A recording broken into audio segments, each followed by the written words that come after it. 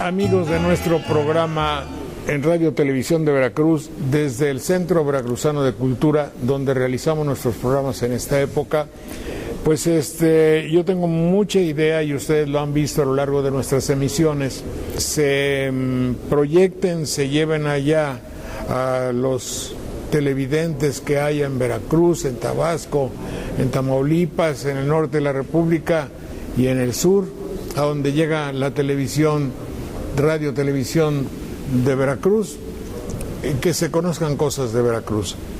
Y un nombre escuchaba yo desde niño, ese nombre que hablaba el papá, mi tío, la gente que se interesaba en la política, y posteriormente oíamos hablar de César Garizurieta.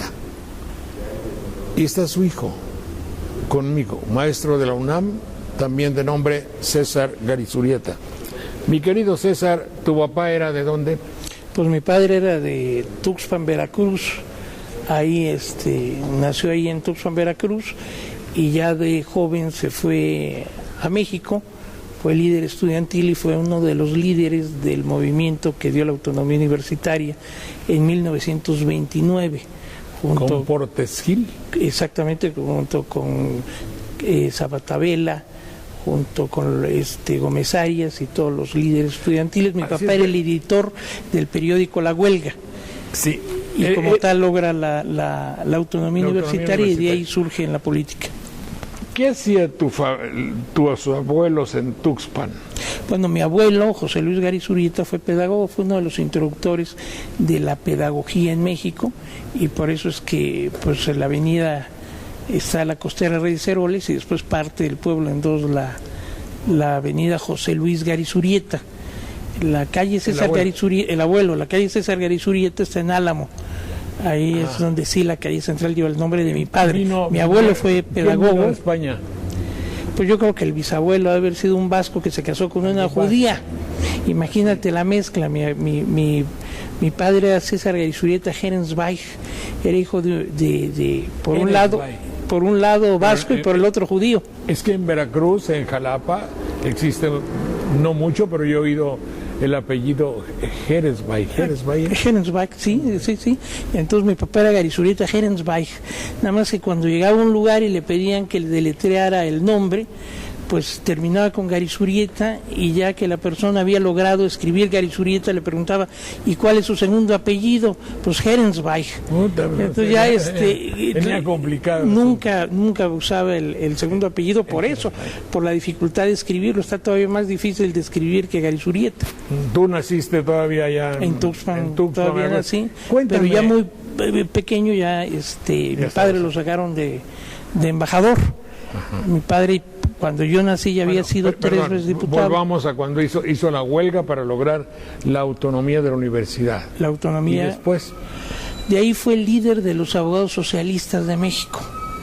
Fue oficial mayor en... No se le tenía miedo a la palabra socialista, porque no era comunista. No. Él era un socialista y fue el líder de los abogados socialistas de México. Pero explícales que decir socialista no es un comunista aguerrido ni nada, no. Tenía ideas sociales. Claro, es decir, el socialismo es un régimen que es partidario de que el Estado imparta educación, salud y los servicios esenciales como comunicación, etcétera. El liberalismo económico es una idea que dice que lo debe de tener quien lo pueda pagar. Quien pueda pagar la educación, que la tenga, quien pueda pagar la salud. Esa es la diferencia. Esa es la gran diferencia entre el socialismo, así dicho muy... El neoliberalismo. Y el neoliberalismo, el liberalismo económico, que finalmente que es el mismo de siempre, ¿no? El permitir que una mano invisible reparta la economía. ¿Tu padre fue abogado? Fue abogado. Y ¿Ejerció como abogado? Ejerció muy poco. ¿Fue funcionario público? Fue presidente del Tribunal Superior de Justicia aquí en Veracruz. Hubo una anécdota curiosa cuando resulta que la obra fundamental de Ruiz Cortines había sido dotar de agua a todo Veracruz, de agua potable, pero por ahí el juez de Orizaba le mandó una carta a mi papá donde decía que pedía su cambio, no quería estar en Orizaba porque padecía de enfermedades hídricas. Esta carta la toman los periódicos y dicen, pues ¿cuál agua potable? Si el juez de Orizaba quiere cambiarse porque padece de enfermedades hídricas. Ruiz Cortines le habla a mi padre y le reclama y dice, no se preocupe, ahorita lo soluciono, y le manda una carta al juez de primera instancia de Orizaba que decía a la letra, señor licenciado fulano de tal, juez de primera instancia en la ciudad de Orizaba, a partir del recibo de la presente quede usted cesado de su cargo por pendejo. Solo un pendejo se le ocurre tomar agua en un lugar donde hay tan buena cerveza. Sufragio efectivo, no reelección, César Garizurieta. Y ya los periódicos hablaron de la carta y ya no hablaron del agua, y se acabó el problema. Eso fue cuando fue presidente. Además hizo el Código Penal del Estado de Veracruz, y en una de sus partes, en la exposición de motivos, decía, por el carácter sui generis que reviste el delito de injurias en el estado de Veracruz llave, se clasifican estas en levísimas, leves, graves, gravísimas y trepidatorias. Era otra de las trepidatorias. Y eso que te digo es cierto. Así venía la exposición de motivos y así venía el Código Penal, que hizo mi padre un tanto en serio y un tanto en broma. Pero... Y cuéntame, tu papá... Era de un era ingenioso para sus cosas, ¿no? Hay muchas anécdotas de él. Cuando era diputado una vez se queda dormido y el presidente del Congreso, el presidente de la Cámara, dice, diputado Garizurieta, y le dan un codazo despierto y dice, diga usted, señor presidente, ¿está usted dormido? No, señor presidente, estaba yo durmiendo. Dice, bueno, lo mismo. Dice, no es lo mismo estar cogido que estar cogiendo. Y eso también, y eso viene en el diario de debates. Está lo que no es. Está apuntado. Está apuntado en el diario de debates. Había otra anécdota.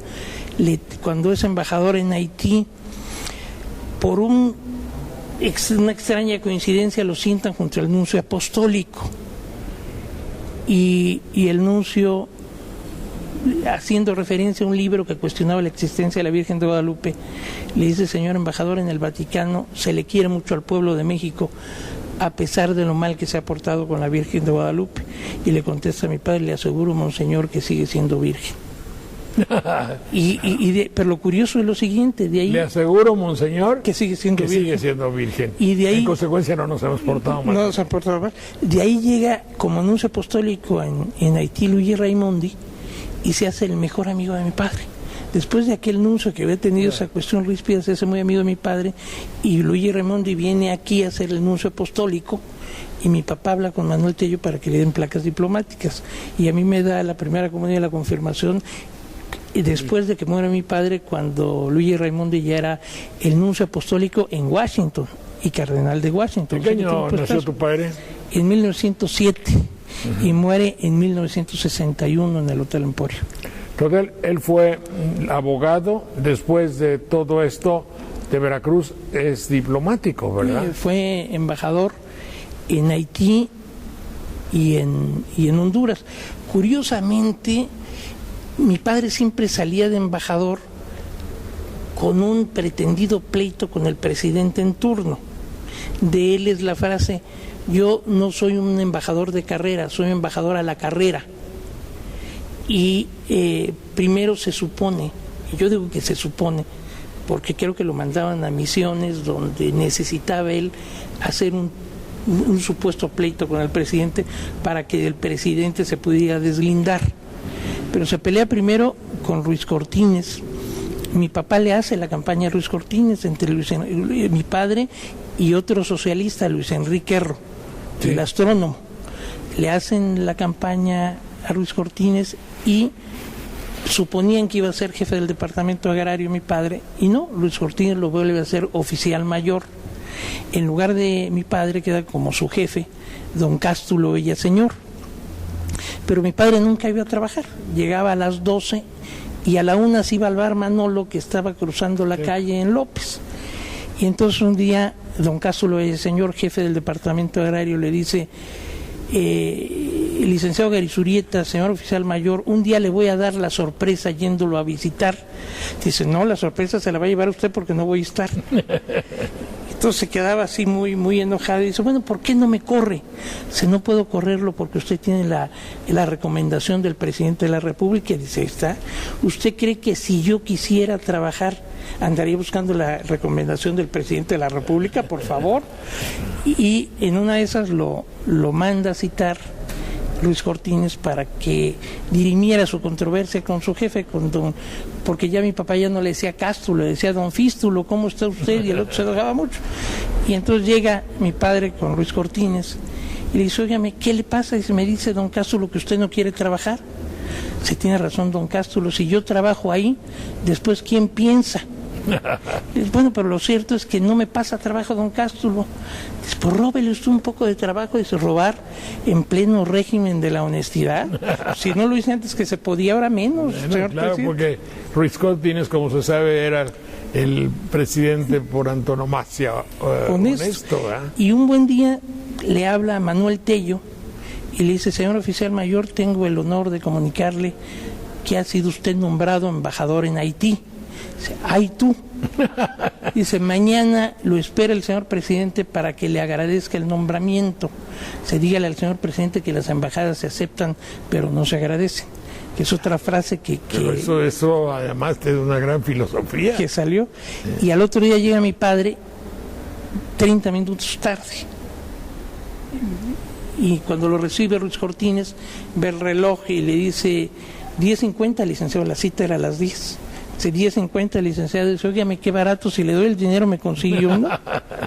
Y total que finalmente ya lo mandan como embajador a Haití. Pero yo creo que eso es lo que comunicaba a la gente. Lo cierto es que lo mandan para apoyar la Revolución Cubana desde Haití con armas. ¿Ah, sí? A mi padre le da, no la alcanzó a recibir, pero tengo las cartas que acreditan que le estaban dando la Cruz Roja del gobierno de Fidel Castro y el grado de gran comendador del ejército cubano. Nunca supe lo que hizo, pero ahí tengo la carta. Es decir, pero evidentemente dragaba las armas a la Sierra Maestra. ¿El gobierno de México colaboraba tras mano?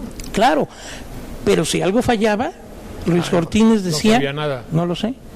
Igual había sucedido en la Segunda Guerra cuando mi padre pide la ruptura de relaciones exteriores con la embajada, con Alemania nazi. Lo hacen Carlos Zapata Vela y mi padre. Zapata Vela. De ahí viene la frase: vivir fuera del presupuesto es vivir en el error. Que es la frase fundamental de tu padre. Así es. Ávila Camacho le dice: vamos a romperles, vamos a hacer caso. pero si vemos que los Estados Unidos va perdiendo, a ustedes todos los meto a la cárcel y le declaramos la guerra a los Estados Unidos. Y a sabiendas de eso se avientan la solicitud de ruptura de relaciones exteriores con la Alemania nazi. Y en una ocasión que venía con Murillo Vidal de Veracruz hacia México, se encuentran con una empalizada de los camisas doradas.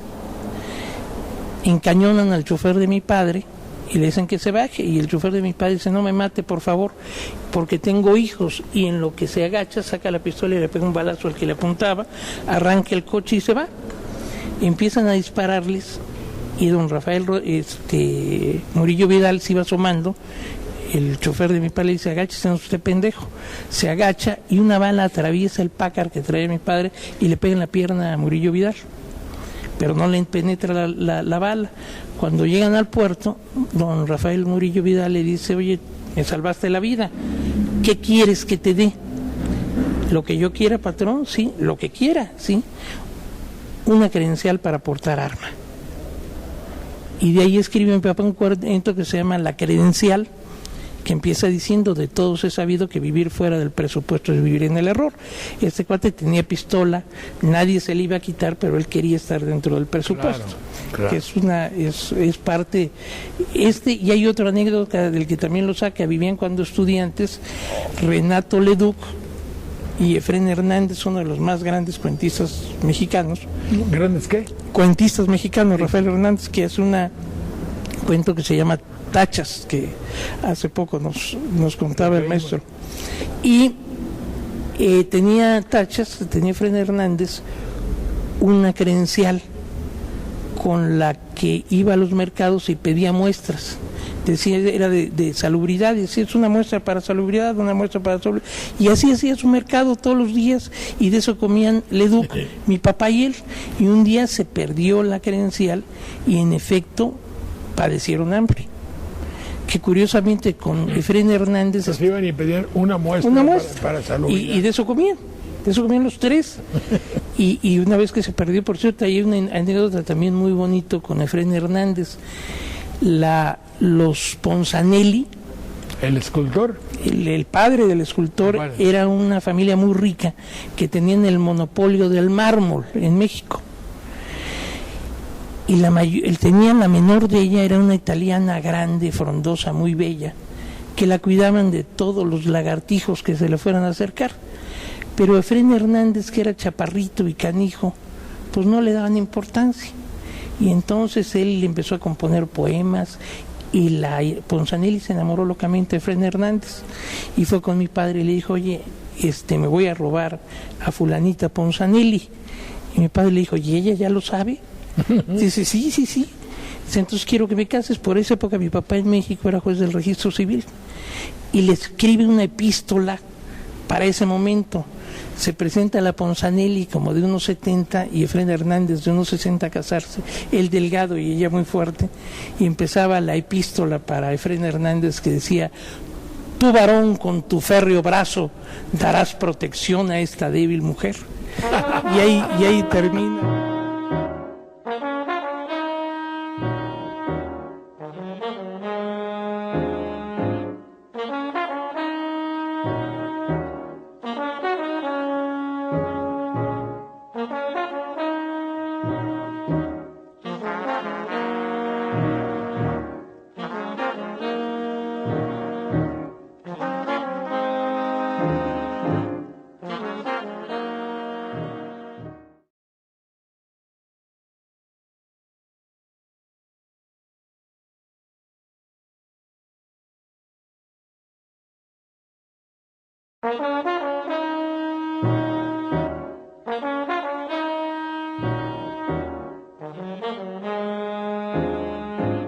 Tu padre, sus memorias ¿cómo se llama eso? El que rompe las estructuras de todo. Vaya, rompía las iconoclasta. Iconoclasta, es algo así. Él escribió cuento y tiene sus cuentos traducidos al ruso y al alemán.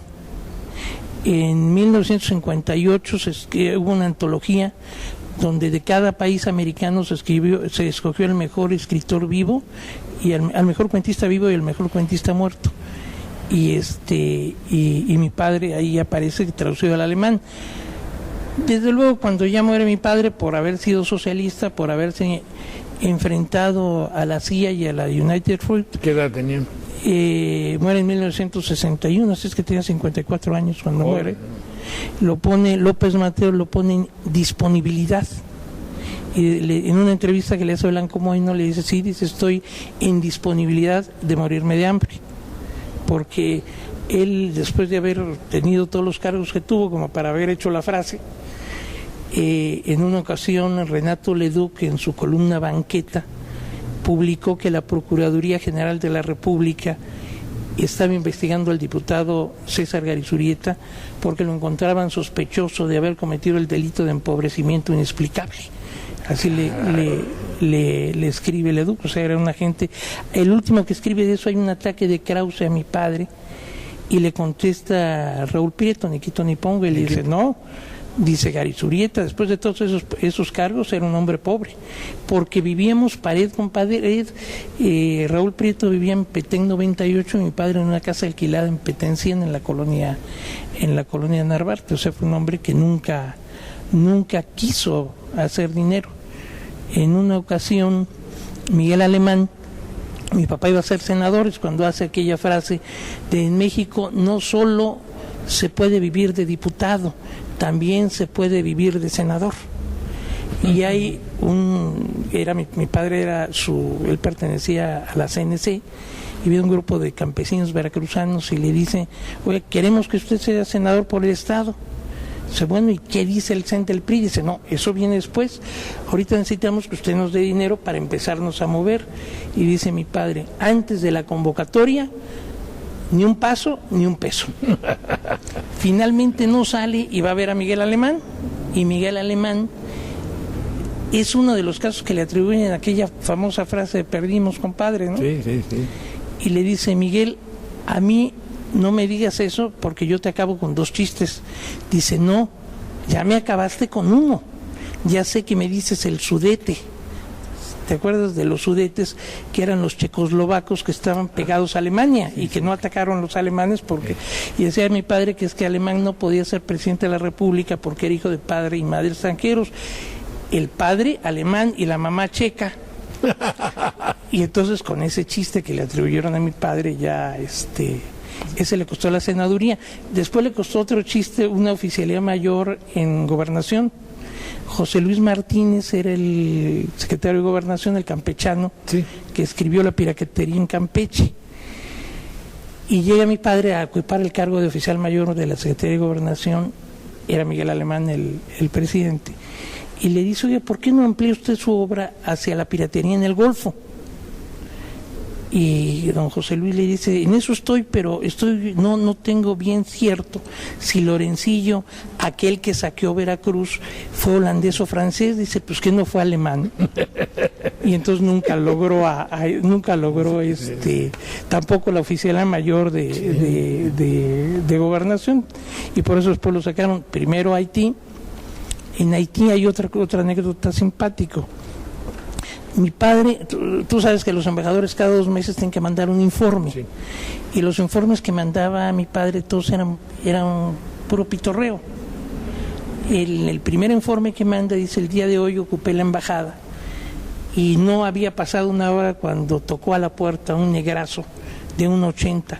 Su impecable uniforme militar me hizo comprender que estaba yo ante el ministro de Guerra. De inmediato lo hicimos pasar y durante 1 hora intercambiamos sonrisas, coñaques y galletas hasta que llegó mi intérprete y me informó que departía yo con mi chofer. Y esos eran los informes que en otro cuenta. A mí me gustaba mucho montar a caballo, yo estaba muy chico, y que me compraba caballos, pero los caballos nunca habían visto un niño blanco, entonces salían corriendo y nunca los podía yo montar.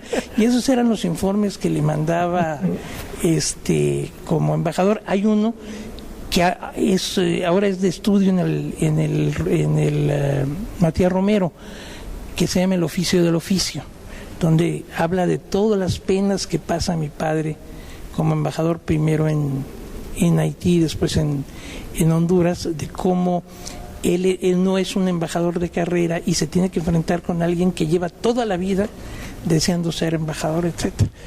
Y ya después lo nombran ahí embajador en Honduras. Que era por el estilo en aquella época. En aquella salimos de una guerra civil en Haití. En Haití entra justamente cuando toma el poder François Duvalier y empieza a matar a todos sus enemigos políticos. Louis de Joie se va de asilado a la Embajada de México. Y 2 veces cita en la embajada para que mi padre entregue a Louis de Joie. Entonces mi padre se va a 2 casinos de Duvalier y le vacía todas las cajas tragamonedas. Y después, entonces a mi padre le hacen 2 veces el vudú enfrente de la embajada. Pero la segunda vez, nuestro chofer, que se llamaba Dodó, va a dejar a un amiguito mío que había ido a la embajada a jugar conmigo y choca, y entre los escombros sale corriendo un tlacuache. Entonces el telediol, que es la forma en que se corren las noticias en Haití, empieza a decir que mi padre era un macandal, un emisario del demonio contra el cual ni el vudú podía hacer nada porque tenía la facultad de transformarse en tlacuache. Y como a él le decían el tlacuache, pues no les quedó ninguna duda y le dieron el salvoconducto. El caso está documentado en una película que se llama Derecho de Asilo, y el papel de mi padre lo hace Rossano Brazzi.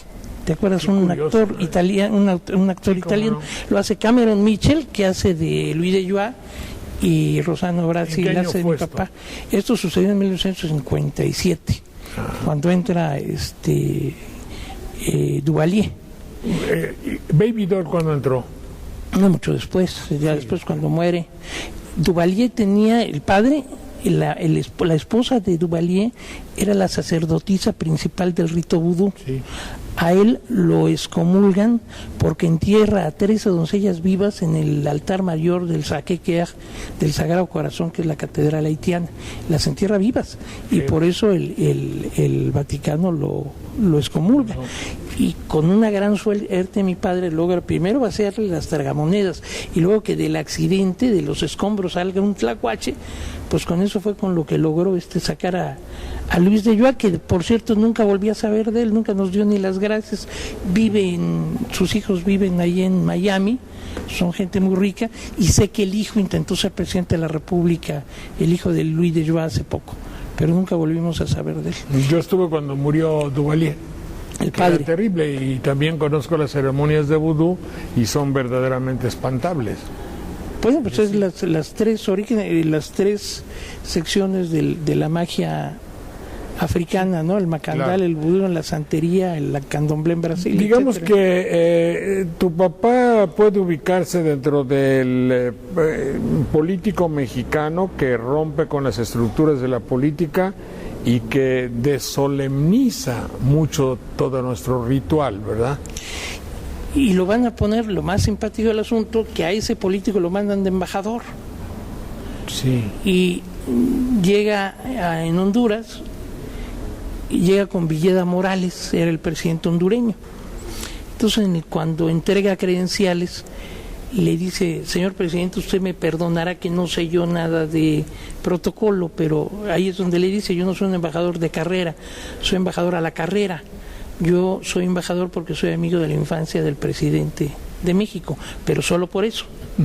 Pero después le empieza a dar una cátedra de literatura hondureña, y allí mismo le pide como asilado político a un poeta que hemos ingratamente olvidado, que fue Jacobo Cárcamo, el poeta que sin duda ha alabado de mejor manera a nuestros héroes, y tiene una poesía maravillosa al ejército yanqui, que dice: ¿a dónde vais, horda de hienas rubias, caterva de amarillos escorpiones, que andáis por todas partes como caínes locos pisoteando naciones? Okay. Homosexuales de la marina, señoritos de Filadelfia, que escribís a las novias salpicadas de pecas con sangre de otros pueblos y en papeles de seda.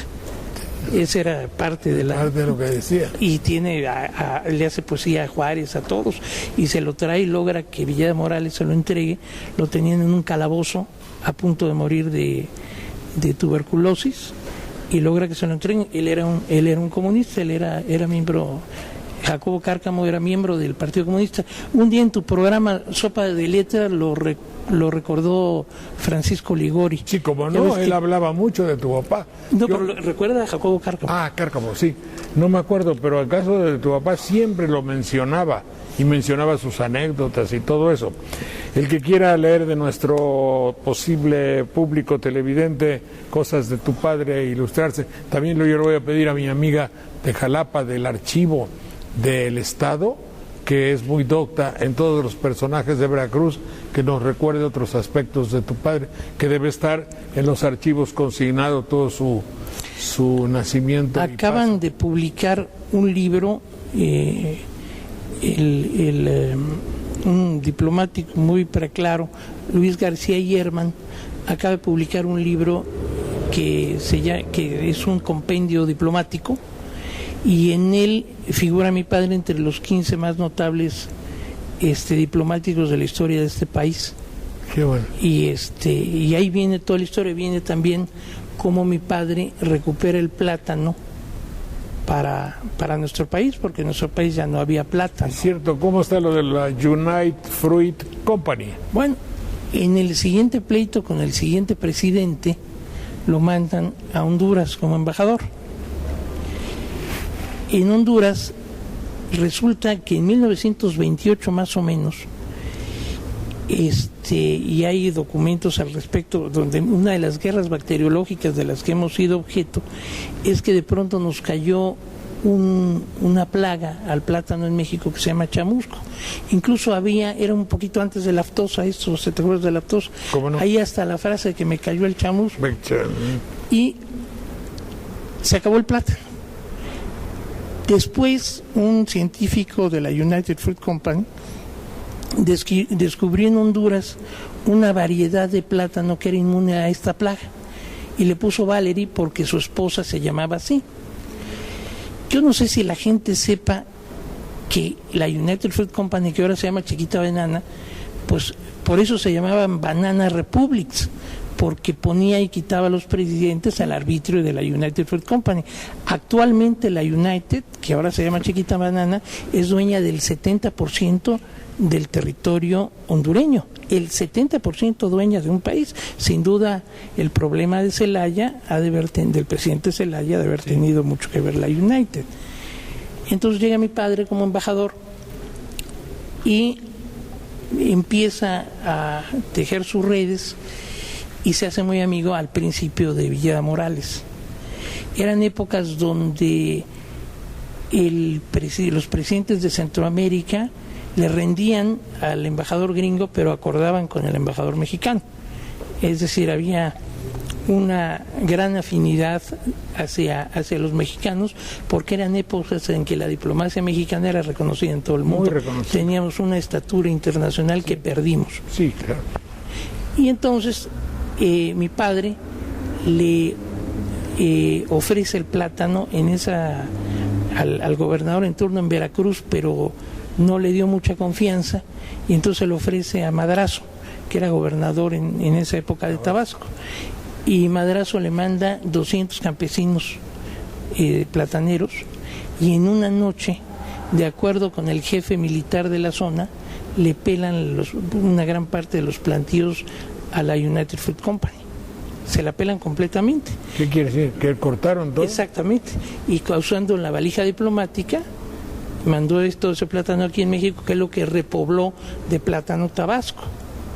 ¿Mandó plantas o mandó plátanos? La pulpa del plátano, en una noche todo lo que pudieron poner lo mandaron a Tabasco, y de ahí empezaron a repoblar, y de ahí viene el plátano Valerie, es lo que ahora conocemos como plátano Tabasco. Alguna vez un periodista que a lo mejor conociste, Luis Sánchez Arriola, ¿sí?, que es el que hizo los murales del Maya Tabasco, del Hotel Maya Tabasco, hizo un artículo que decía que en Veracruz debería haber un monumento a mi padre, en Tabasco, que debería decir de la ingrata Tabasco al más preclaro de sus hijos.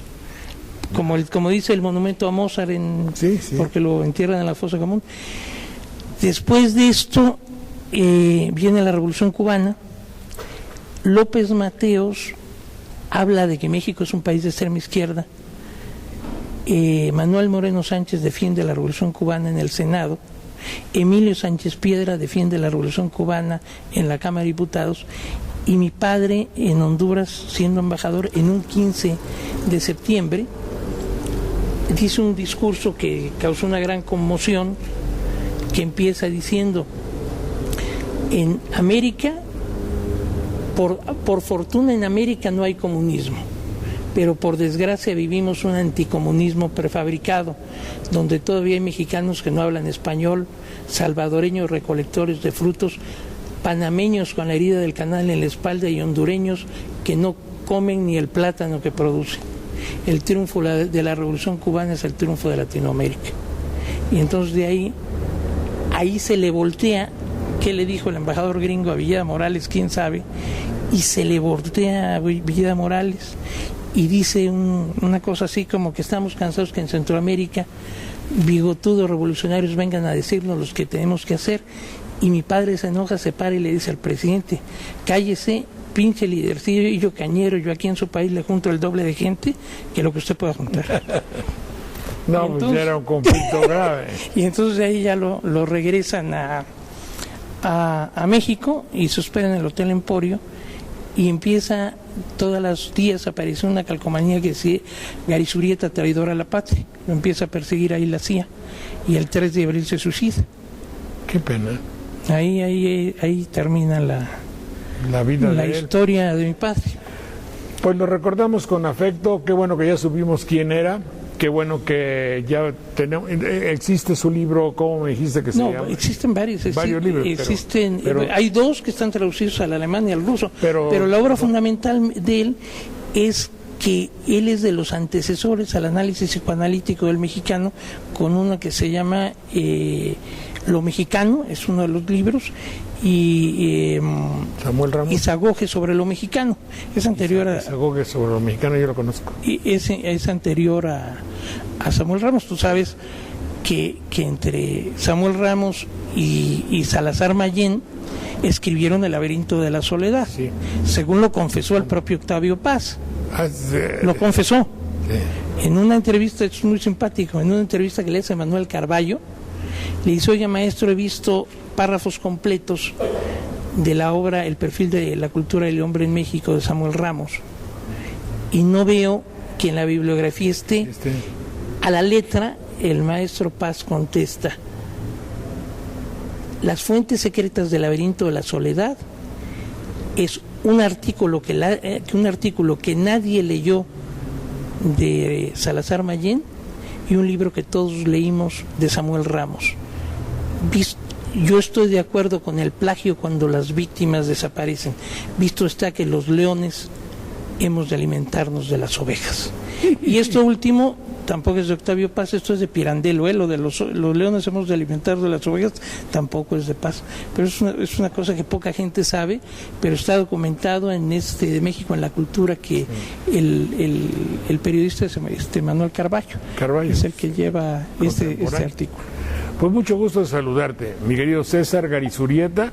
Te agradecemos mucho esta entrevista, que seguramente interesará a muchos de mis paisanos de RTV. Al contrario, te agradezco mucho, porque yo soy un viejísimo televidente tuyo. Yo ya te conocía como desde hace 50 años mínimo. Eres un amigo nuevo que nos conocemos desde hace mucho tiempo. Desde hace 50 años.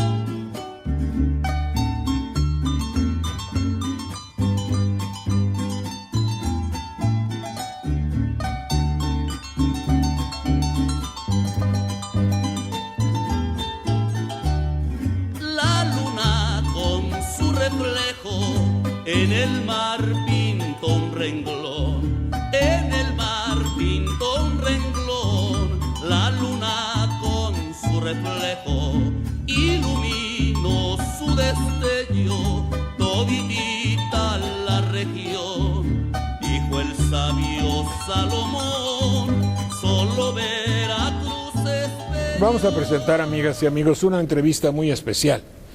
Valerio Gámez utiliza elementos cristianos para crear moda. No hay nada en particular que parezca extraño, ¿no? Y lamentablemente no pude entrevistar a la persona que había yo convocado primeramente. Se llama Pedro Gabriel Antonio. Porque dije, ¿dónde estará este cuate que es de Veracruz, verdad? Sí, así es. Y entonces me dice, no, pues ya no está. No, pues ¿dónde está? Pues es que ya se fue a Estados Unidos. Ah, ching. ¿Y qué rol tenía en tu organización? Pues era, ¿qué? Juan Diego. Juan Diego. Juan Diego se fue a Estados Unidos a trabajar. No más queda eso dicho, mi querido doctor Lara Pellinado, para apuntarlo. Ahí lo apuntamos y luego vemos lo que este joven Gámez pretende hacer o deshacer. Pues yo creo que combinar. El artista visual Valerio Gámez ha tenido que enfrentar los prejuicios, pues también tanto bien le dices. En uno de los programas pasados vimos que la palabra madre en México tiene connotaciones muy especiales. Y tú estás un poco rompiendo la estructura del mexicano, haciendo, ¿qué dices tú? Yo voy a hacer mi ropa inspirado en cosas de la iglesia. ¿Así es? Sí, así es. Desde niño, me llamaba la atención toda la iconografía católica. Iconografía son como dibujos, ¿verdad? Las figuras, la iconografía, ¿no? Se refiere a todas las imágenes, la forma de representar a Cristo, la Virgen, los santos. Sí. Y desde entonces, como que desarrollé una fijación, y ya cuando empecé a estudiar artes plásticas en la Esmeralda, que obviamente ya era ateo o ya no era creyente, pero seguía siendo ¿Pero católico. por qué obviamente?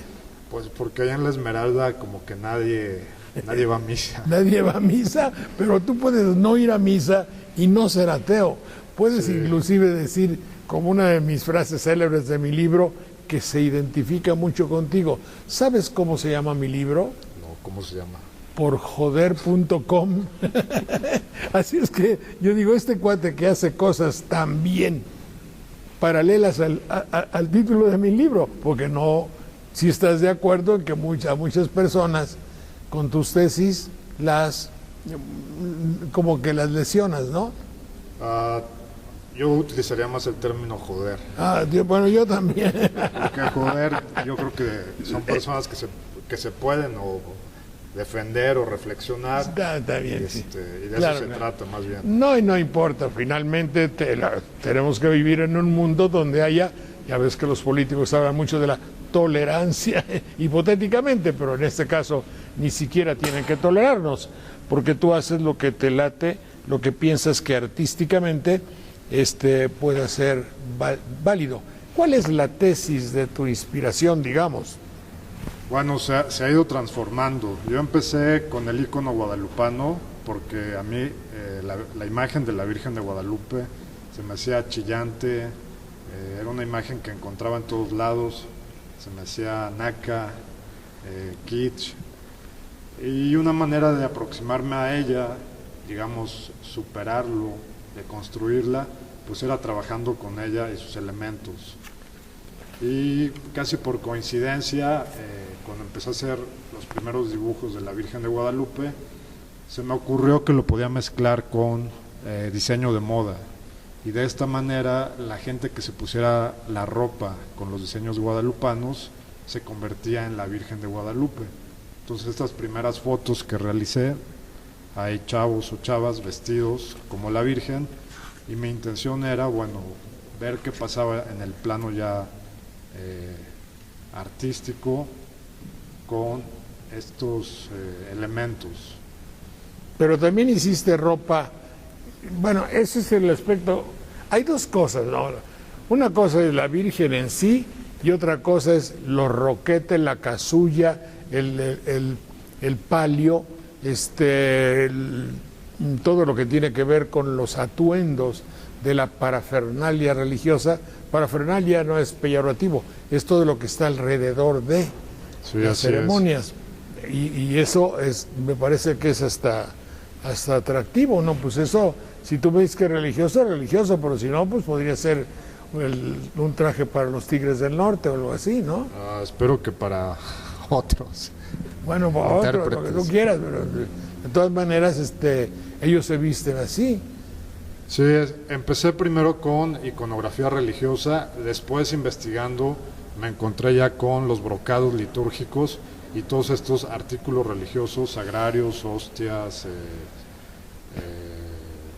custodias, demás, donde retomé elementos para hacer posteriores diseños, como en este caso el traje ya está hecho en una tela brocada en color morado, que es uno de los 4 colores litúrgicos de la Iglesia Católica. Pero fue como ya en el desarrollo del proceso, irme encontrando con qué elementos contaba la Iglesia Católica y bueno, utilizarlos como si fueran simplemente un producto, un artículo más para comercializarlos. ¿Y lo has logrado comercializar? No, todo en términos conceptuales, artísticos. O sea, la idea de los proyectos que hago es generar la sensación de que existe una colección de moda, que existe una tienda, que existe una empresa. ¿Y no? No, todo es desde el campo artístico. Mi empresa se llama Católica Industry, es la marca, y he generado varias... No es de mala leche lo que estás diciendo, ¿o sí? Pues sí. Sí. Sí, es Católica Industry y desde ahí se generan, o genero yo, estos productos para público consumista católico. Sí, no, por favor no lo tomen a mal, porque hace algunas semanas se acaba de abrir lo que antes se llamaba el Banco Ambrosiano, que es ahora se llama Institución para Obras de Caridad, no me acuerdo si IOR o algo así, se acaba de abrir en el Vaticano y causó expectación que todos fueron al edificio, que es como una gran torre, un búnker y una torre donde están los saberes, la lana de lo que tú llamas Católica Industry. Católica Industry, es decir, hay dinero de todas las gentes que hacen su depósito y guardan su lana en lo que antes era el Banco Ambrosiano o Banco del Vaticano. Así es que nos da risa porque no estamos muy acostumbrados a hablar del Catholic Industry, que tú le llamas. Pero finalmente todos los elementos católicos, por lo menos de los últimos 5 siglos, son los que ahorita conforman nuestra cultura, y me refiero también a elementos publicitarios, de mercadotecnia, la manera en que se utilizaban antes los modelos para representar a Cristo, pues ahora los vemos simplemente en la publicidad, presentando marcas de ropa, pero siguen siendo los mismos valores de raza, estilo de vida. También por eso un poco el proyecto del Juan Diego Casting, cuando iba a venir Juan Pablo II a ¿Hiciste un Juan Diego Casting? Sí, fue el proyecto Juan Diego Casting en el 2002. Venía Juan Pablo II a canonizarlo, y yo un mes antes en medios nacionales, Reforma, el Universal, La Jornada, saqué la convocatoria para que todos aquellos que quisieran ser Juan Diego se presentaran a mi casting. No vino nadie, claro. Sí hubo 22. De hecho a mí se me hicieron pocos, porque bueno, la expectativa en los medios en ese tiempo era muy grande para canonizar a Juan Diego. Pero no lo pasaste en la televisión. Sí, pasó en Canal 40, Canal 22, sí pasaron en algunos. En varios, y notas en Canal 13. A lo que voy, bueno, es que era una temporada en que el tema de Juan Diego era mediático, sí, y simplemente era mi proyecto al convocar quién quería ser Juan Diego, es que ellos con su presencia expresaran lo que ellos tenían en la mente que era un Juan Diego. Entonces otra vez hablar de valores de raza, de estatus, de estilo de vida. Se presentaron los concursantes, y podríamos decir que cada uno de nosotros tiene un concepto de lo que es Juan Diego, pero se parece mucho, porque el término Juan Dieguesco es peyorativo. Si a alguien le dicen, ¿te parece a Juan Diego?, no lo están... Naco. Eso. Mira, le están diciendo naco. Le están diciendo naco, no le están diciendo que es una persona honesta, dedicada, etcétera. Le están diciendo naco. De eso trataba el proyecto, de ver la gente que se presentaba y el interés que despertaba, cómo expresaban lo que había detrás de esa imagen y controversia de cómo debía ser. ¿Y alguien sacó el nombre, triunfó? De ese casting yo seleccioné, como se había expresado en la convocatoria, propuse 3 finalistas, y la gente votó directamente para elegir al finalista, que en este caso fue Pedro Gabriel Antonio, de Veracruz. Y que ya no pudimos presentar porque ya se fue a Estados Unidos. Y que ya no vive aquí en México, se fue a trabajar a Estados Unidos. En el tiempo en que fue el casting, él trabajaba de cantinero en el Hotel Nico, de aquí de la Ciudad de México. Y bueno, pues posteriormente se fue a Estados Unidos a buscar mejor chamba. Mejor chamba. Muy bien. Has expuesto en muchos lugares, ¿verdad? Como en 15 o 20 lugares has expuesto tus modas, ¿no? Sí, tal vez más. Desde el terreno de las artes plásticas, bueno, las piezas ya después de todo el proceso, que a mí es lo que me interesa, todo el proceso, pero al final quedan o piezas de ropa o fotografías, son las que expongo en galerías o museos.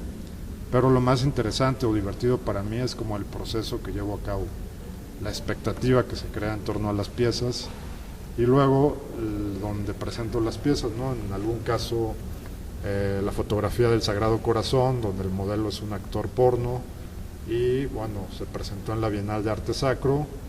Mi intención era... ¿Qué te dijeron? Pues obviamente mi intención era generar... ¿No la aceptaron? No, sí, porque primero no dije quién era el modelo, simplemente presenté la imagen, la seleccionaron y la colgaron, la expusieron. Después de que estaba seleccionada ya la inauguración, doy a conocer otra vez, mejor dicho, doy a conocer que el modelo es un actor porno, y obviamente ahí se generó ya la controversia y querían quitar la pieza de la exposición. ¿Esa dónde fue esa exposición? Fue en San Pedro Garza García.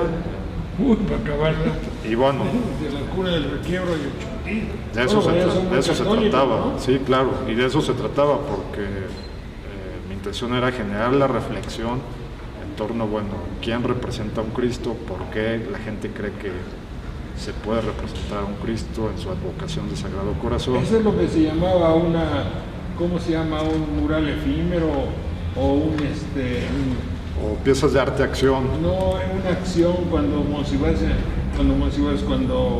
Jodorowsky empezaba a hacer sus fiestas en la zona rosa. Sí, eran happenings y él en español les llamaba de otra manera que no recuerdo. Pero eran como acciones. Eran happenings. Una noche y ahí se representaba algo y así es. No encuentro la que tú llamas el Sagrado Corazón. Sagrado Corazón viene acá. Esa es otra. Sí. ¿Y es ofensiva o no? No. Bueno, la imagen es muy sugerente, sobria. Es un hombre joven que por los rasgos podría representar un Cristo. Esta foto la tomé en el interior del Templo de Santo Domingo, aquí de la Ciudad de México. Obviamente no tenía que explicar. No tiene, ¿cómo diría yo? Mayor esa joya que representa el Sagrado Corazón quizá pueda lesionar a algunas personas. Lo que quieran, pues ya es otra cosa, ¿verdad? Doctor Lara Peinado, por favor, ¿qué vería usted, ya que el señor Gámez tan amablemente nos ha permitido que se examine un poco el asunto de su proyección artística y social, ¿verdad? Y iconoclasta, ¿y cómo se dice? Iconoclasta. Es decir, que rompe un poco con lo establecido. Sí, yo creo que el psicoanálisis nunca ha estado alejado de lo que es el arte, y bien nos explica el psicoanálisis que el arte sirve para sublimar una serie de cuestiones que los seres humanos tenemos internamente. ¿Pero qué es sublimar? Sacar a flote, vamos a ponerlo en términos bastante... ¿Que se sepa? Sí, desnudarlo. Yo creo que esta sería la situación. Regularmente en el ámbito del cristianismo siempre hemos notado, por ejemplo, el cuerpo ha simbolizado el fruto y el producto del pecado. ¿Qué ha hecho la Iglesia? ¿Qué ha hecho a nivel general las religiones? Han tapado el cuerpo, han suprimido el deseo, han obturado todo lo que tiene que ver con el eros. De tal manera que lo que vemos ahora y lo que yo en primera instancia aprecio es cómo se sublima aquello que se ha querido ocultar. Aquello prohibido de pronto genera más deseo, y la riqueza desde mi punto psicoanalítico está en que lo que él presenta permite dar cuenta de que debajo de esas ropas también está todo un gran deseo, que no se puede, que el pecado tiene que ver con una condición humana. Ya lo decía Jesús, el que esté libre del pecado que aviente la primera piedra. Lo que quiso decir ahí psicoanalíticamente hablando, el que esté libre del deseo que aviente la primera piedra. Nadie está libre del deseo. La Iglesia se ha encargado durante muchos años de prohibirlo, de satanizarlo, pero sin embargo, cuanto más se prohíbe, más la gente se quiere acercar a ello. Y lo que vemos ahora aquí simple y llanamente nos muestra cómo se sublima todo lo que un ser humano de manera natural tiene, que es el deseo, que es el eros. Estos íconos religiosos que tienen que ver con pequeños falos, de pronto ahora son representados de manera artística, y caray, esto que comentaban, ¿por qué habrá llamado la atención esta foto que no tiene mayor cuestión más que el actor se dedica a cuestiones pornográficas? Bueno, porque es el fantasma. Todos los que se acercan a las religiones tienen un espíritu neurótico, y el espíritu neurótico tiene que ver con la culpa. Entonces tan solo imaginemos a 100 mujeres que vieron esta foto y dijeron qué hermoso, qué bonito, qué maravilloso, y de pronto imaginemos que les estampan que es un actor de películas porno. Imagínense la culpa que pudo haberles provocado a esas mujeres haber deseado. Entonces yo creo que es lo que nos está mostrando esta maravillosa obra. Pues muy interesante. ¿Y tienes algún proyecto futuro, mi querido señor Gámez? Bueno, todo el tiempo estoy como produciendo piezas. La siguiente es una exposición en la ciudad de Querétaro para marzo, donde presentaré varias piezas nuevas, y estoy concretando una expo justamente en Jalapa, y espero que esa misma se vaya al puerto de Veracruz. Bueno, eso está muy bien. A ver cómo nos vaya. No, yo creo que bien, no hay mucho problema. Es más, no sé, hay allá un museo muy bello sobre el obispo Guízar y Valencia, pero no creo que una institución de carácter... Claro que habría ángulos, pero yo creo que una moda sacada de motivaciones artístico-religiosas sería bienvenido ante la evolución de todo en la actualidad. Claro, tú te vas un poco hasta la cocina, mano. Pero en fin. Pues gracias, mi querido Valerio Gámez, un creador artístico, así lo podemos llamar. Soy creador plástico. O modisto. No, creador plástico. Creador plástico. Dentro de artes Que plásticas. perteneces a Fonaculta, ¿no? No, he tenido varias becas del CONACULTA, que es el Consejo Nacional para la Cultura y las Artes, a través de concursos, de proyectos, que es principalmente como he producido mis piezas. Está muy bien. Pues muchas gracias, eres muy amable y queremos agradecer, muchas gracias, doctor Lara Peinado, usted muy gentil, y le agradecemos cordialmente a Flores Abril, en Miguel Ángel de Quevedo, número 687, local número 4, Colonia Cuadrante de San Francisco, Delegación Coyoacán. Es el teléfono de la florería 5659-0627. Y desde luego al Centro Cultural y Social Veracruzano, en Miguel Ángel de Quevedo, número 687. Y ya saben ustedes que estamos agradecidísimos y muy reconocidos por el apoyo que nos brinda el Centro Cultural y Social Veracruzano.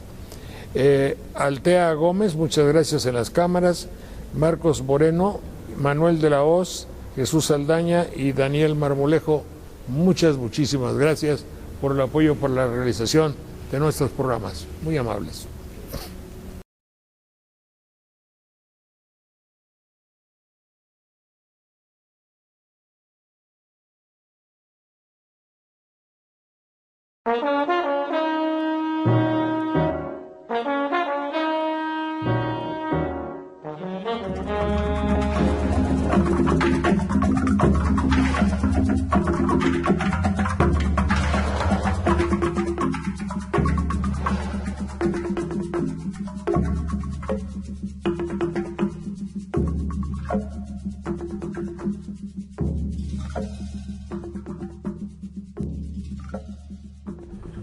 Hemos leído con mucho interés en estas últimas semanas, hace, no sé, 3 o 4 semanas, de algunos acontecimientos que simbraron un poco la opinión pública, para algunos de una manera dolorosa, para otros desinteresada, pero al mismo tiempo curiosa, y para otros con muchísimo interés sociológico, habida cuenta de las costumbres de nuestro país y de la pluralidad de nuestros criterios. Resulta que algunos jóvenes pintores, digo jóvenes, supongo que son jóvenes, hicieron exposiciones por ahí donde se lesionaba la tradición, las costumbres, la religiosidad, el simbolismo de figuras divinas para el criterio del mexicano religioso, cristiano y católico, y hubo protestas de una agrupación muy sólidas, muy fuertes, y esto siempre levanta muchas pasiones y colateralmente hay agresión. Este programa se ha ocupado de eso desde hace muchísimos años. Si les digo 25, no miento. Y yo quiero ahora no hacer un pleito más en nuestro país, sino conocer puntos de vista que nos puedan enriquecer, con los cuales podemos estar de acuerdo o disentir, desde luego. Está el licenciado Jorge Serrano Limón, que es Comité Nacional de Provida. Del Comité Nacional Provida, es el presidente. Sí, gracias, señor licenciado. Bueno, antes que todo, cuénteme usted, ¿qué es Provida, la asociación que usted dirige? Claro, el Comité Nacional Provida es una confederación de agrupaciones con el objetivo de la defensa de la vida, de los derechos de las personas y de la dignidad de las mismas, desde antes de su concepción hasta su muerte natural.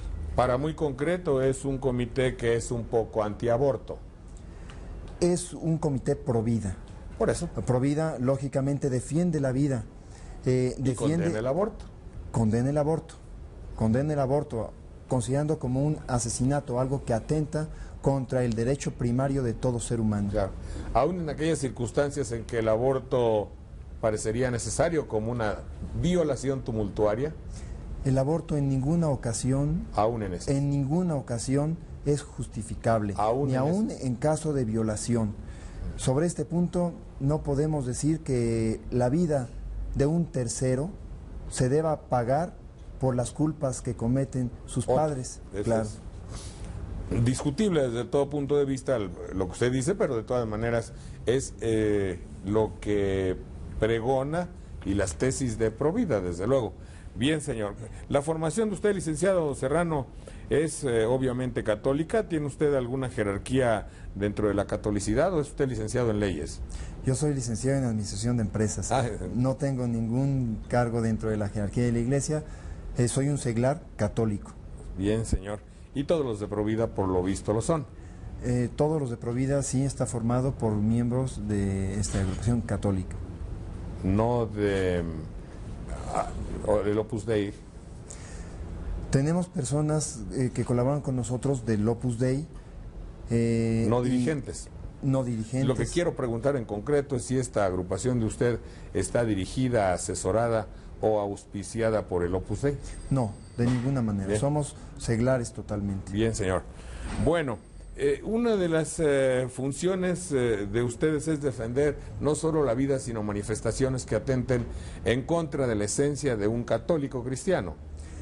Más que eso, los derechos de las personas y la dignidad de las mismas.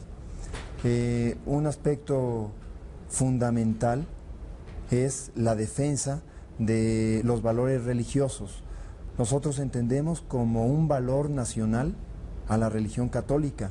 Es algo innegable, es algo riquísimo y es un valor que nosotros también defendemos. La libertad es un valor para usted.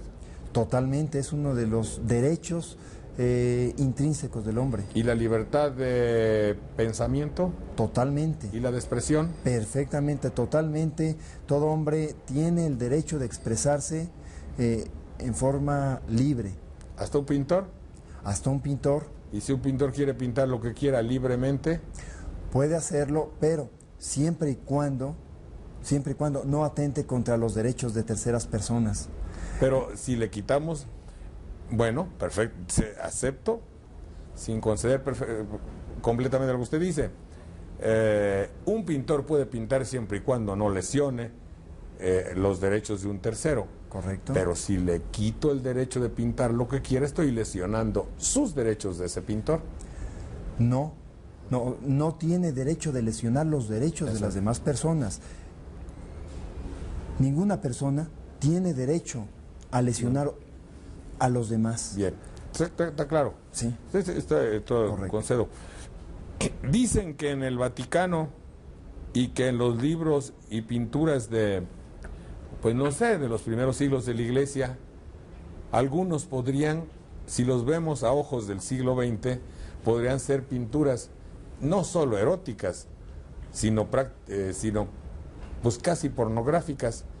Dicen algunos, y lo creo, y yo me ha tocado ver algunas imágenes, no sé si en la Capilla Sixtina inclusive hay representaciones de desnudez fálicas, de desnudos femeninos, casi invitando al amor, pues prácticamente como estas. Perdóneme, no sé si usted conozca las de la Capilla Sixtina o las de los primeros siglos. ¿De los primeros siglos? ¿Perdón? Sí, de los primeros siglos del cristianismo. No sé si usted las conozca, pero esta concretamente es una obra de Gustavo Monroy. Ajá. Esta sí la conozco, usted la está viendo en este momento y puede percatarse que fotografías de este tipo están lesionando gravemente, profundamente nuestros valores religiosos. ¿Le parece? Totalmente, se lo estoy diciendo. ¿Qué diría usted si yo le digo que yo soy un gran admirador de Cristo? Bueno, no sé si me puede usted creer o no, para el efecto no. Pero vamos a pensar que alguien diga, pues yo soy un gran admirador de Cristo, veo esta fotografía y sigo siendo un gran admirador de Cristo y no me lesiona en absoluto ni mi fe, ni mi amor, ni mi costumbre, ni mi vida. Es posible que a usted no, pero a la mayoría de los mexicanos sí nos lesiona, sí, porque amamos a Jesucristo. ¿Y no les gustaría pensar en Él desnudo?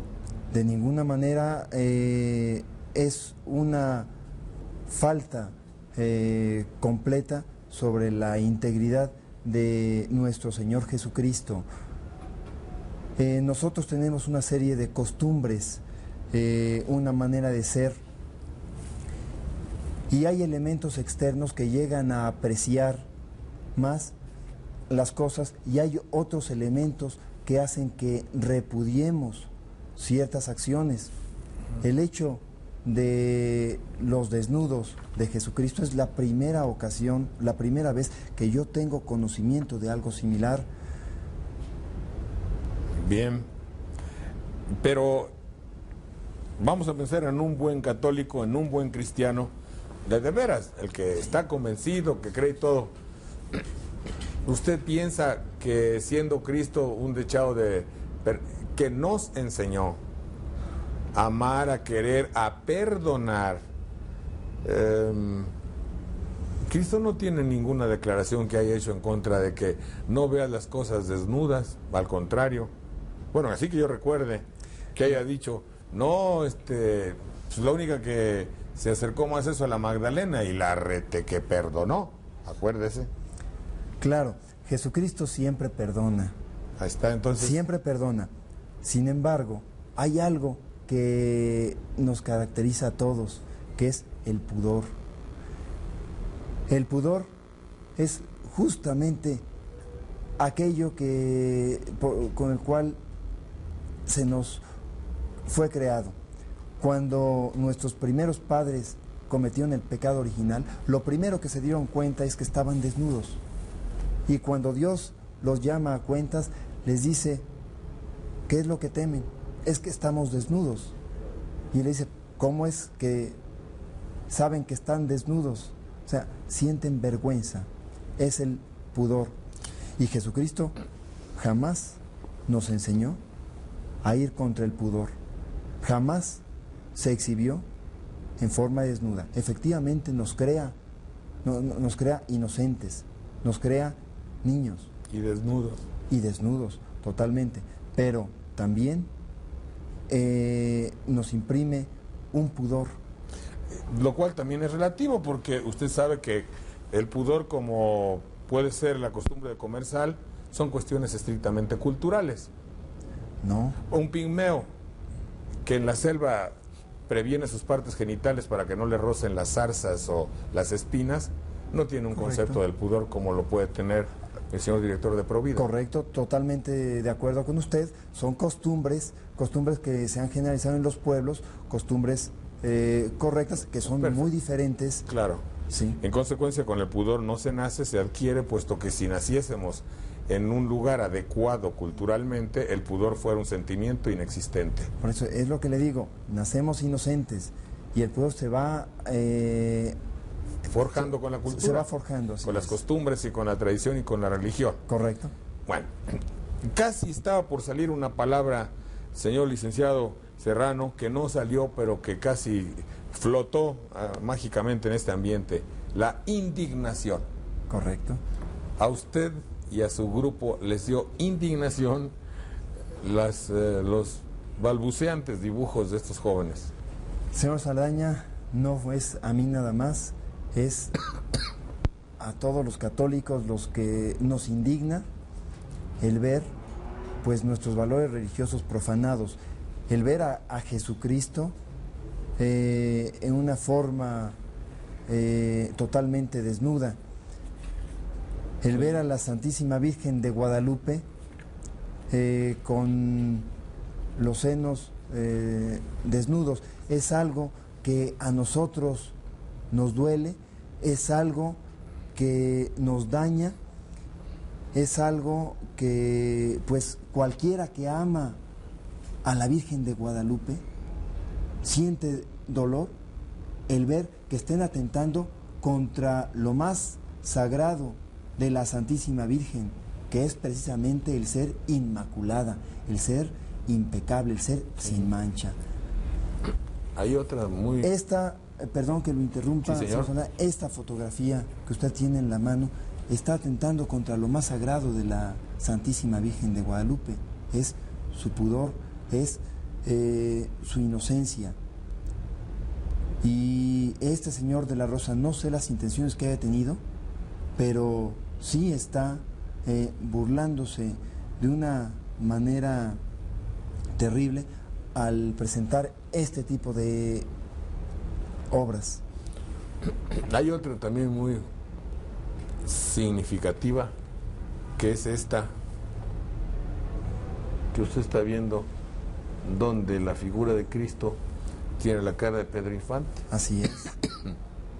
Es otra de las fotografías que no le veo, no lo encuentro lo artístico. Es Jesucristo, siempre nos inspira pues un amor hacia los demás, hacia el prójimo, y esta es una mezcla de cuestiones religiosas con cuestiones de otros personajes que yo simpatizo con ellos y todo el mundo simpatizamos con ellos, pero se hace una mezcla donde se altera pues una serie de valores. Sí.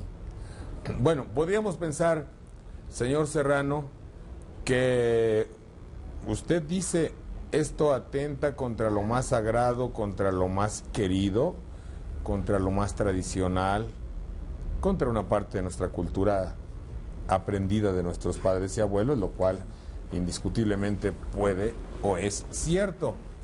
Sin embargo, insisto en que si esto lesiona, pues también debe lesionar para un católico. En el hipotético caso que yo fuera un católico, bueno, yo me sentiría mucho más angustiado por no ser un buen católico, por el hecho de caer incesantemente en todo lo que el maestro me insinuó, me invitó a no realizar.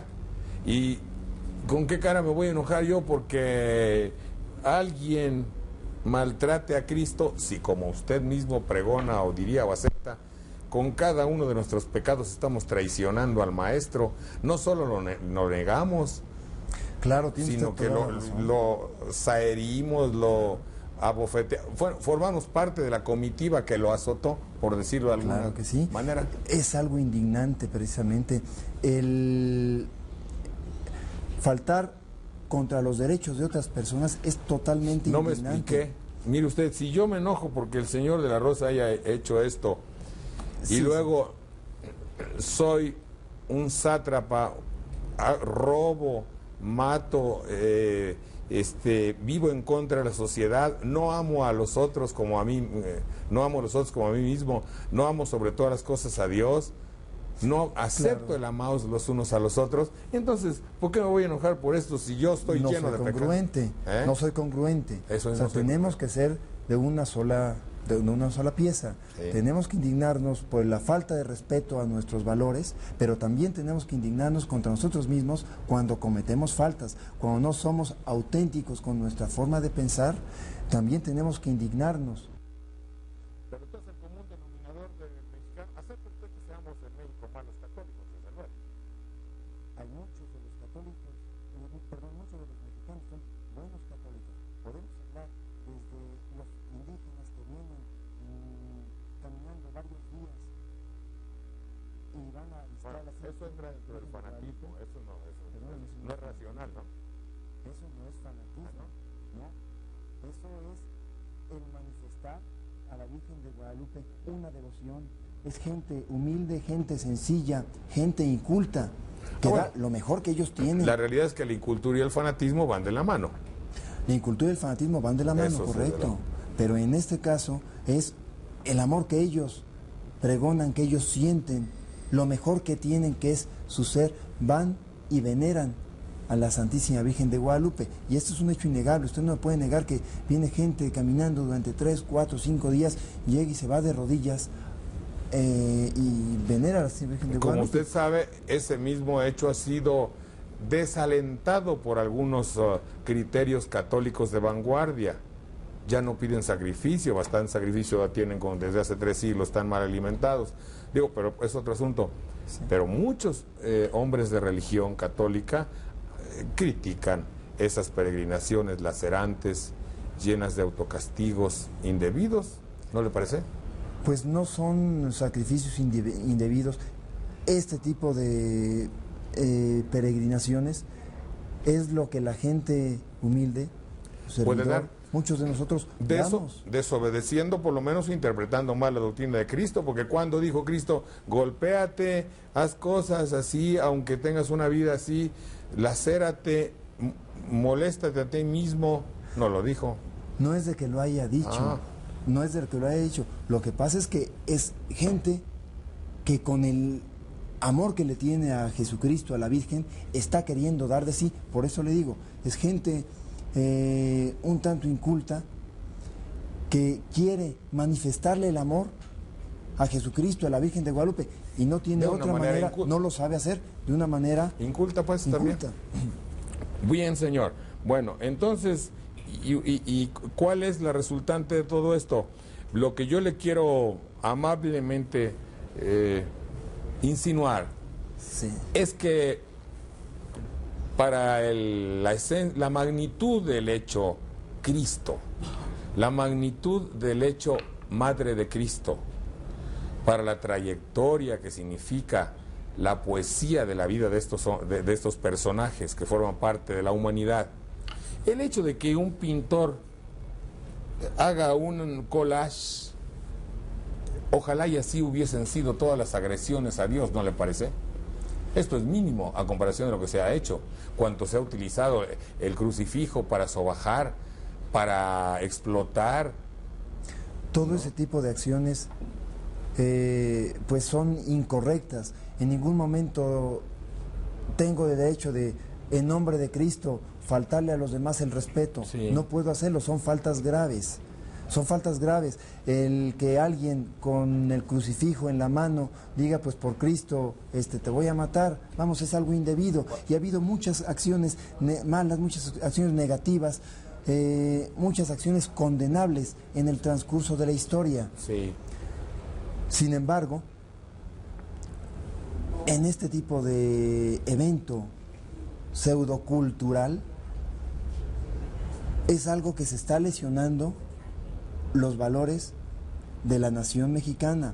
Y no nada más eso, lo grave es que se están lesionando públicamente. Bien. Y se están lesionando en lugares donde no son Son de cultura. Así es, de cultura. El Museo de Arte Moderno tiene que ser un lugar de cultura, que promueva la cultura, no que exhiba una bandera pisoteada, no que exhiba una imagen de la Virgen de Guadalupe profanada. A ver, supongo que ustedes también protestan cuando se hace uso de la Virgen de Guadalupe para concluir una telenovela. Y le voy a decir a usted por qué. Porque en esa telenovela hubo adulterio, incesto, mercantilismo, hubo proliferación de actos eróticos, hubo toda la mezcla más divinamente perversa de las bajezas humanas. Puedo asegurárselo. Sí. Y la telenovela concluye al altar de la Virgen de Guadalupe. ¿Qué manifestación hicieron ustedes y a dónde fueron a protestar? Sí, las novelas es algo que daña a la familia mexicana. ¿No vio esa? ¿Cuál, perdón? Pues una de ellas, yo estaba con los ojos cuadrados, se lo digo en serio, al ver que después de todas las peripecias recamariles, quiero decir, de historias de recámara y de coitos y de todo lo que puede tener una telenovela, concluía hermosamente con una boda, con un cura, actor, a los pies de la Virgen, adentro. Es algo totalmente dañino a la familia, es algo... ¿Y no protestó usted, señor Serrano, en eso? ¿No lo supo? De esto sé lo de las telenovelas, y es algo que nosotros insistentemente en nuestros cursos de capacitación lo hemos mencionado. Pero la telenovela que concluye no la conozco, adentro de la basílica. No la conozco. Yo le voy a pero orientar lo voy a poner en contacto con la Unión Nacional de Padres de Familia. Esta unión nacional lo que está buscando es la integridad de la familia, y uno de los objetivos que tiene esta agrupación es precisamente el buscar que aquellos elementos de desintegración familiar no se den. Le pongo otra. Materia concretamente de la Unión de Padres de Familia. Le pongo la otra.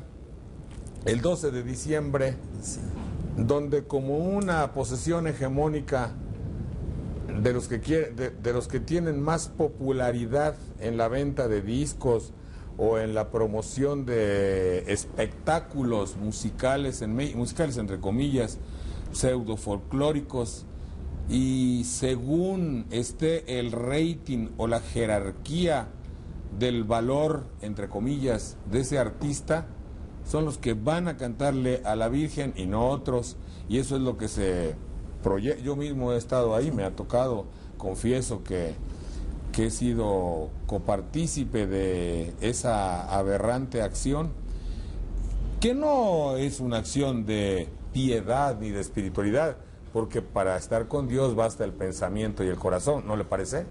No tiene que transmitirse en una película, ni en Para estar con Dios, o sea, no basta el pensamiento y el corazón, sino la acción también. Pero no es necesaria la cámara de televisión, ¿verdad? No No, necesariamente. yo estoy diciendo a usted cuando el día 12 de diciembre los artistas más cotizados reclaman y se escoge de una manera arbitraria quiénes van a estar cantándole las mañanitas en un verdadero caos surrealista de discos, mercantilismo, estaciones de radio, palenque, y se usa a la Virgen para hacer publicidad, ¿sí o no?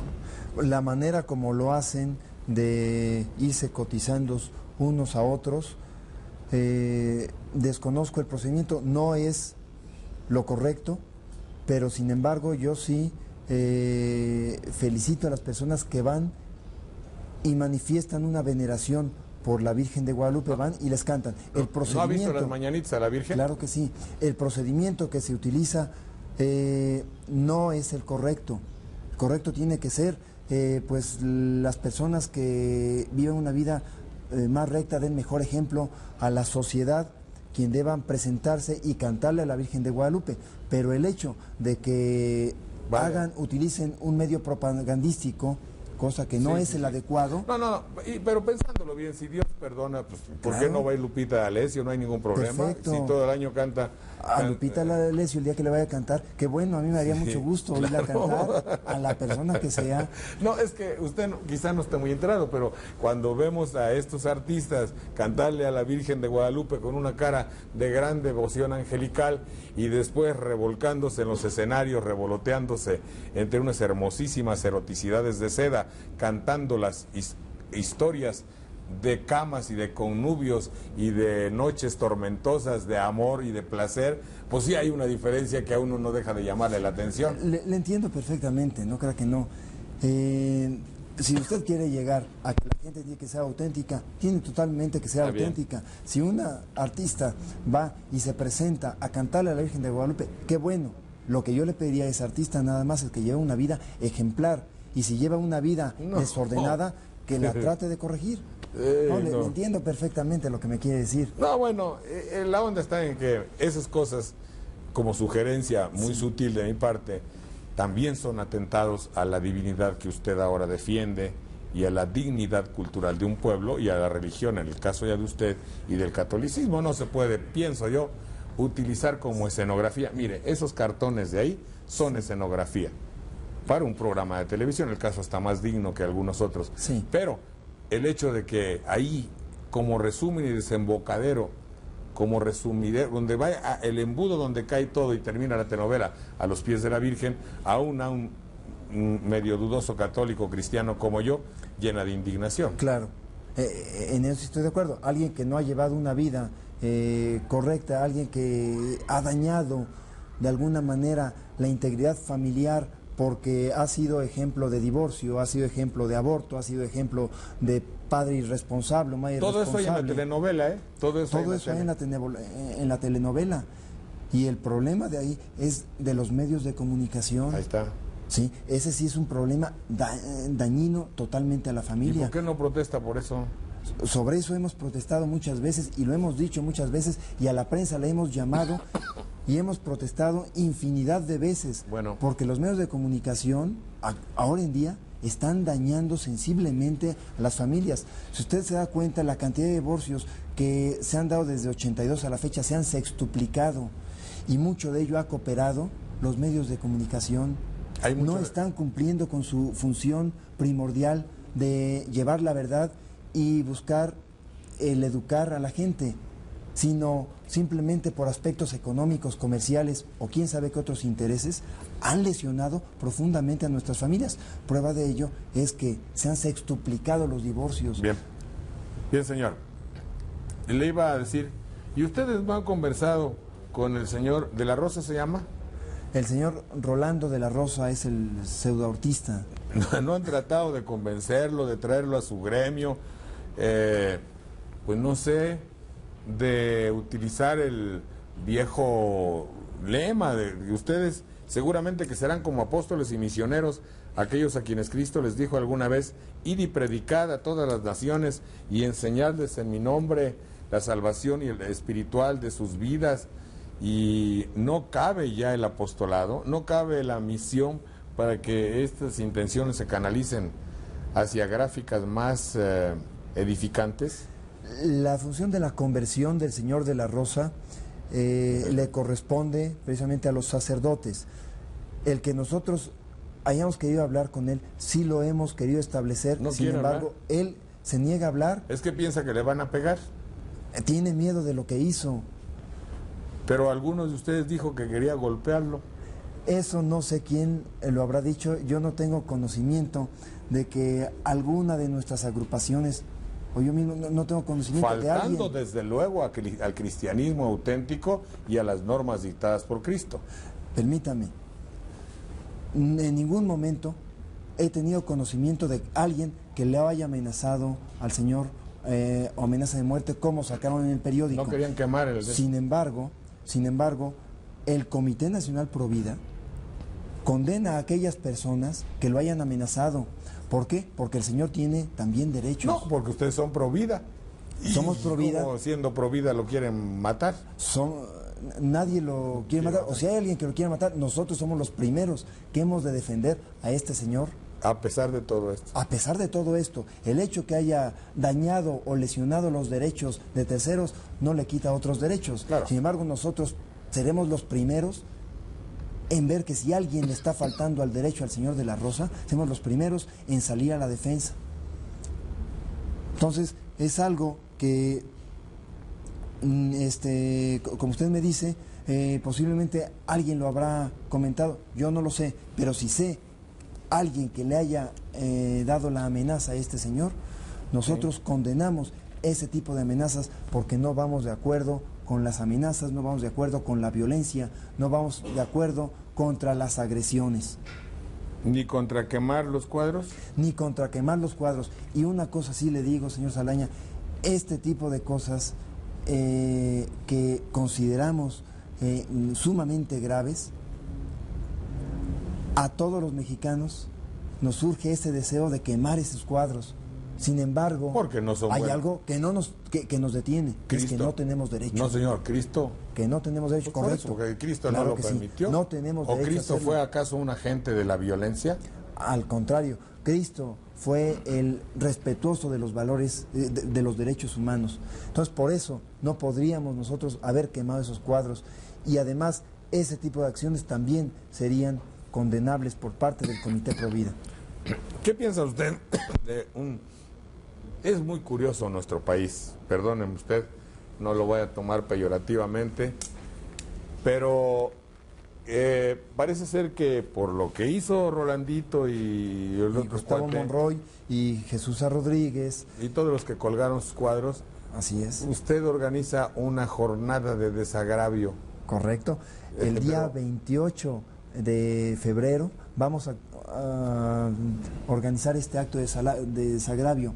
A las 8:30 en el Zócalo vamos a desagraviar nuestros valores patrios y de ahí partiremos rumbo a la Basílica en una marcha donde a las 12 del día el señor cardenal oficiará una misa y en ese momento haremos un acto de desagravio a nuestros valores religiosos. Pues es que tiene ciertas connotaciones este acto de desagravio. Le voy a explicar por qué. Porque no se podría prestar a agresiones.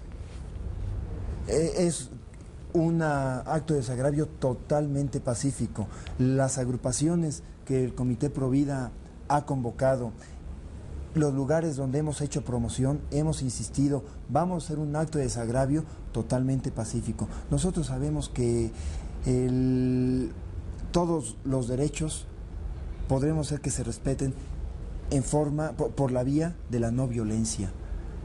Este acto es totalmente pacífico.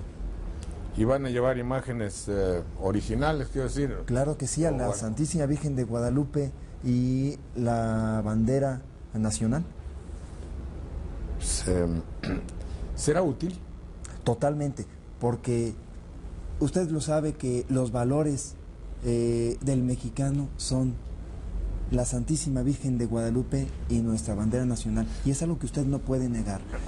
No puedo negarlo, pero puedo, ya en el terreno de los hechos, discutirlo un poco, si no discutirlo, examinarlo por lo menos. Lo que usted dice es un dicho, y es un dicho muy cierto que nadie, como usted dice, puede decir que no, pero demostrar que sí también es prácticamente imposible.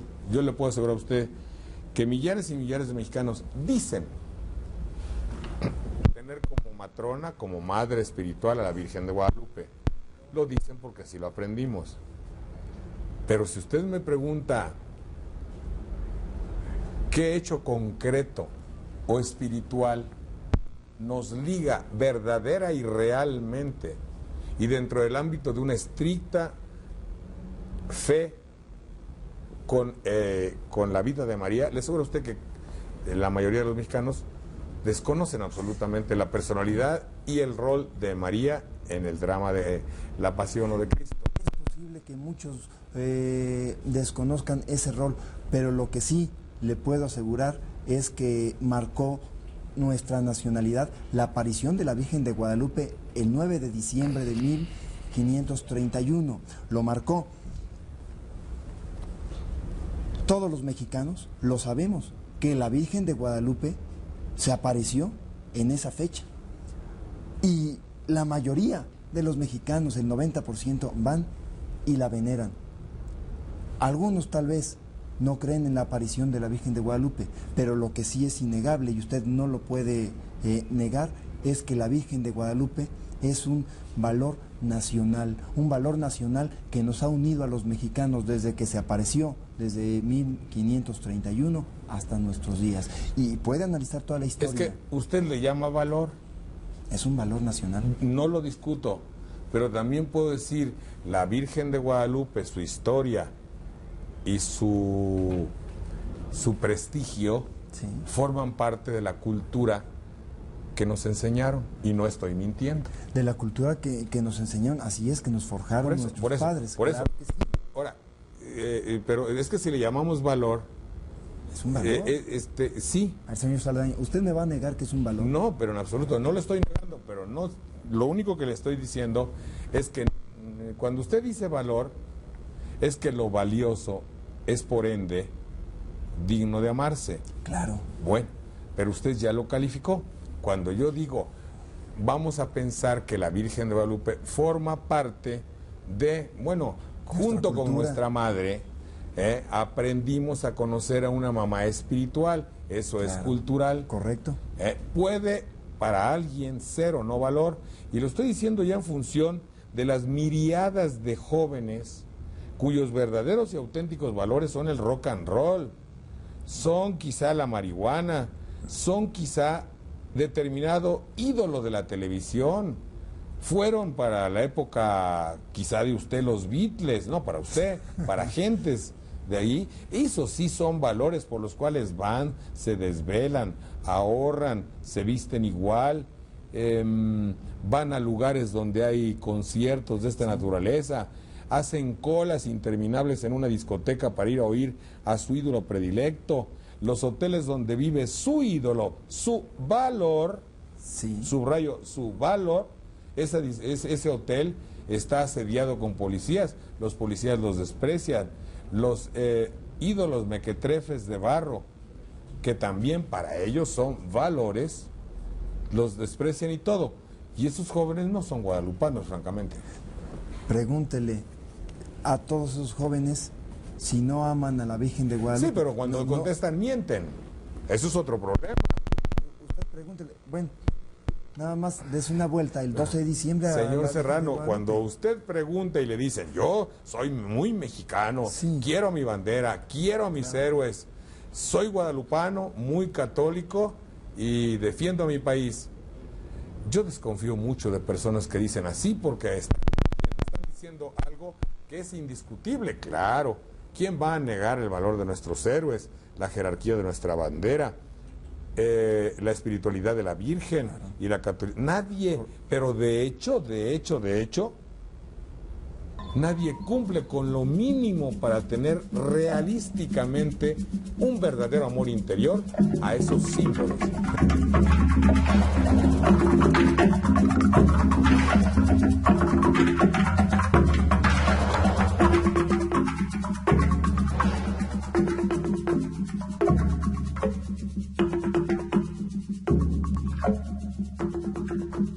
Ver exhibida una bandera en el suelo, pisoteada. Esto es que no tiene, es cultura. tiene dos interpretaciones.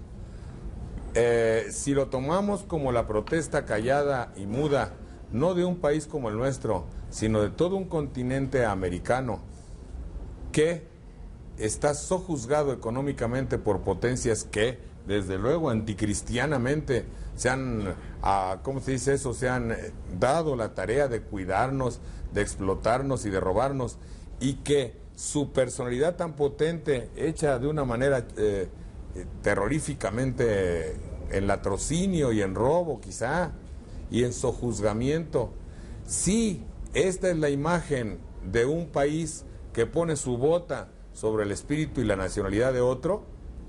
En esas circunstancias pero casi no es la manera de expresarlo. Es un grito de protesta. Sí, pero no es la manera de expresarlo. Nuestra bandera pisoteada no es la manera de representar esa idea. Esa idea se puede reflejar de muchas maneras. Imagínense nada más el que nuestros hijos pasen y vean una bandera derrotada. El problema no está en que vean la bandera, el problema está en que vean nuestro país.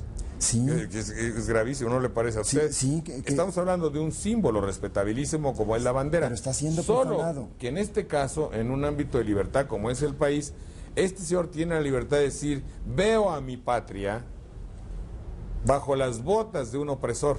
Sí, él podrá ver muchas cosas, pero ¿Usted no?